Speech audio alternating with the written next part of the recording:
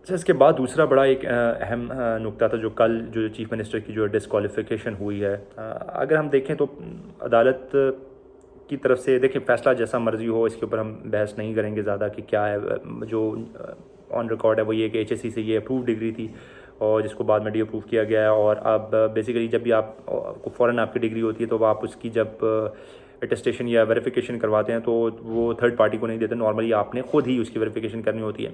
तो एचएससी अब वो वहाँ से इन्वॉल्वमेंट नहीं ले सकता, इनको खुद अपनी जो है डिग्री अप्रूव वहाँ से पेश करनी थी। और जो पुराना जो एचएससी के पास रिकॉर्ड था वो अप्रूव था, जिसकी बेस पे 2021 में के अंदर जो उन्होंने जमा करवाई थी वो जो है बेसिकली अटेस्टेड बाय एचईसी था, जिसको उन्होंने डी अप्रूव कर दिया। और उसकी बेस के ऊपर ये केस चला कि यार आप डायरेक्ट यूनिवर्सिटी से इसको लेकर आएँ। तो हम इसके ऊपर नहीं जाते हैं कि वो कोर्ट का फैसला है, कोर्ट का फैसला जैसा मर्जी हो आपने कबूल करना होता है। दे रिस्पेक्टेड कोर्ट्स, आपसे डिसएग्री कर सकते हैं, आप कह सकते हैं कि बड़ा फजूल फैसला है, बहुत अच्छा फैसला है, लेकिन आप ये नहीं कह सकते कि हम ये नहीं मानते या ये जो किसी के दबाव में आया है। कुछ भी नहीं, जजेस किसी के दबाव में नहीं आते, वो दबाव के बगैर काम करते हैं। ये अलग बात है कि 2 बार इलेक्शंस की डेट दी, पहले एक बार दी ना, फिर उन्होंने कहा दूसरी बार होगी और उसके बाद उन्होंने कहा हम तो ही अदालत के ऊपर केस लड़ेंगे। और फिर उसके बाद एक खामोशी सी छा गई। मिलिट्री कोर्ट्स के ऊपर भी जो है डिसीजन एक केस चला हुआ है, लेकिन ये है कि उस पर भी एक खामोशी छा गई। लंबी तारीख जब भी मिलती है ना, वो एक मूवी का डायलॉग था, तारीख पे तारीख, तारीख पे तारीख जैसा। अब बल्कि उसकी ज़्यादा एक बेहतर फॉर्म था, तारीख पे तारीख, अजय तक इंसाफ नहीं मिलेगा जज साहब। पंजाबी के एक वो है, वो ज़्यादा देखें, वो रेलिवेंट है यहाँ पर। तो जब ये सिनेरियो आ जाता है कि डेट्स लंबी मिलनी शुरू हो जाती है ना, तो फिर आपका जस्टिस डिलेड, जिसे कहते हैं कि जस्टिस डिलेड जस्टिस डिनाइड, यानी कि अगर आपके इसमें देरी आ रही है तो फिर इसका कोई फ़ायदा नहीं है इंसाफ का।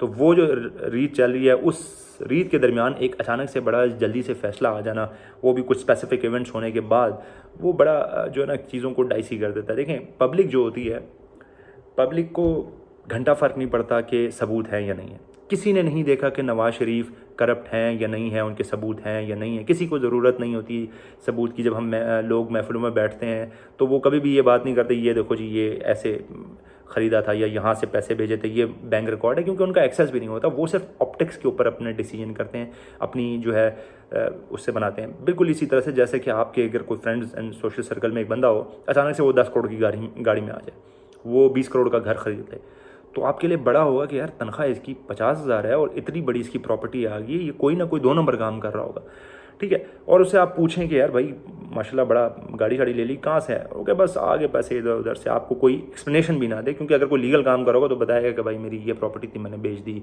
या मैंने ये बिज़नेस शुरू किया हुआ है, बड़ा प्रॉफिटेबल है। जब आप कुछ भी नहीं नज़र आ रहा होगा, आप क्लियरली कहेंगे कि यार ये बंदा करप्ट है, और उस पर आप फिर हरामखोर का भी दावा लगाएंगे, करप्शन का भी लगाएंगे, आप हर किस्म की बात करेंगे, क्योंकि वो आपको ऑप्टिक्स बता रही है। जब पब्लिक फैसला करती है वो ऑप्टिक्स के ऊपर करती है कि यार अच्छा ये 4 फैसले आ रहे हैं, इनकी कोर्ट की जो है तारीख पे तारीख चल रही है, एक का डिसीजन फ़ौरन आ रहा है, और वो सारे जो डिसीजंस आ रहे हैं वो सारे एक किस्म के हैं। अदालत कहती है इसको छोड़ दें, पुलिस फिर किसी और केस में पकड़ लेती है, फिर 4 दफ़ा पुलिस पकड़ती है, 4 दफ़ा अदालत छोड़ती है, फिर उसके बाद एक प्रेस कॉन्फ्रेंस होती है और वो फिर बंदा छूट जाता है। तो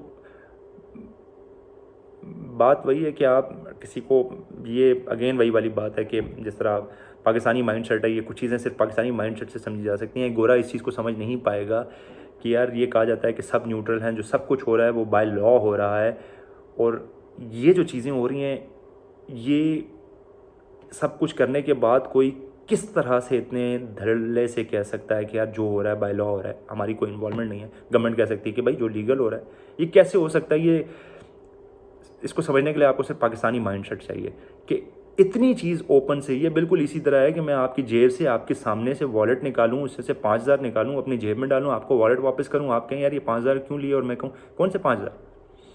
तो इतनी जो चीज़ें इस तरह की होती हैं, ये सिर्फ आपको पाकिस्तानी माइंडसेट से ही समझ में आ सकती हैं कि ये जो सारा कुछ हो रहा है इंसाफ के जो तहत हो रहा है, ये भी बिल्कुल एक इंसाफ की एक रविश है, और डिस्क्वालीफाई जो हुआ बिल्कुल इंसाफ के मुताबिक हुए हैं, ये सारी उसी की एक कड़ी है। तो आप इसे अपने दिमाग से समझिए पाकिस्तानी माइंडसेट से, और जब तक ये चल रहा है जीते रहिए।